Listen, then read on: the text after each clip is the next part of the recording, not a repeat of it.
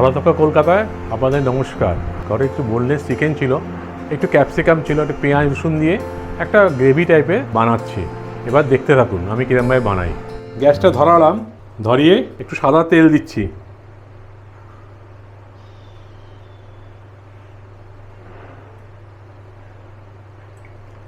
ওই ঘরে boneless chicken ছিল, একটু ক্যাপসিকাম ছিল, পেঁয়াজ রসুন দিয়ে, একটু কাঁচা লঙ্কা দিয়ে, নুন, একটু মিষ্টি, মরিচ গুঁড়ো, একটু টমেটো সস, একটু চিলি সস, অল্প একটু ভিনিগার, পেঁয়াজে বিছানো ছিল, একটা কারি মতন করার চেষ্টা করছি।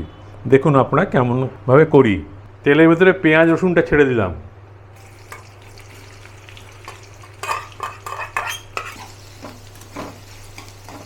নাড়াচাড়া করতে করতে এর মধ্যে ক্যাপসিকামও ছেড়ে দিলাম,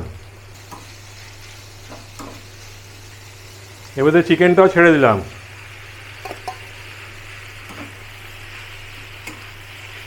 এবার একটু নুন দিয়ে দিলাম, যেটুকু নুন দেওয়ার নুন পরিমাণ মতো নুন দিয়ে দিলাম, কারণ কি পেঁয়াজগুলো নরম হবে, মাংসটা নরম হয়ে যাবে। দিয়ে আমি এবার ঢাকা দিয়ে দেবো। এটা ঢাকা দিয়ে দিলাম। এবার ঢাকাটা খুলে দিচ্ছে, প্রচুর জল বেরিয়েছে। এবার একটু নেড়ে দিলাম, নেড়ে কাঁচা লঙ্কা, একটু পেঁয়াজ ভিনিগারে চোবানো ছিল ওটাও দিয়ে দিলাম।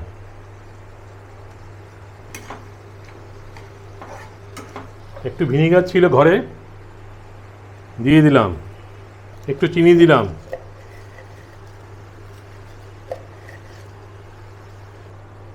সামান্য একটু জল দিলাম সেদ্ধ হওয়ার জন্য, দিয়ে আবার ঢাকা দিয়ে দেবো।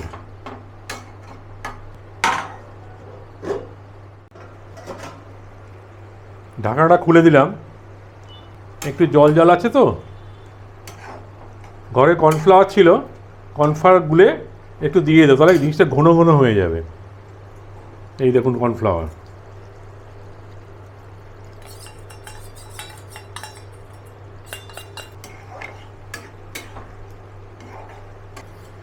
এইবার একটু টমেটো সস,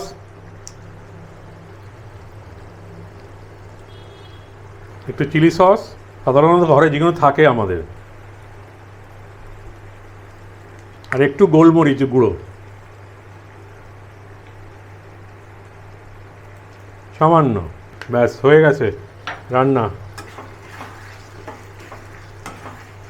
এবার আমি গ্যাস নিভিয়ে দেবো, নিভিয়ে দিয়ে এটাকে আমি ঢেলে নেবো পাত্রে।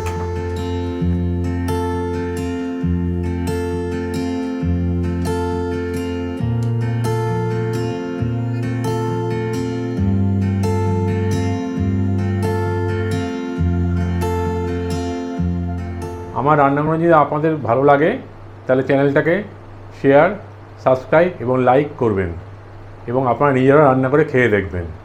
তাহলে আমাকে কমেন্টগুলো জানাবেন, ভালো হলেও কমেন্ট জানাবেন, মন্দ হলেও কমেন্ট জানাবেন। তাহলে আমি নতুন নতুন রান্না বাড়িতে বসে ট্রাই করতে পারবো, ঘরোয়া জিনিস দিয়ে ট্রাই করতে পারবো। ধন্যবাদ।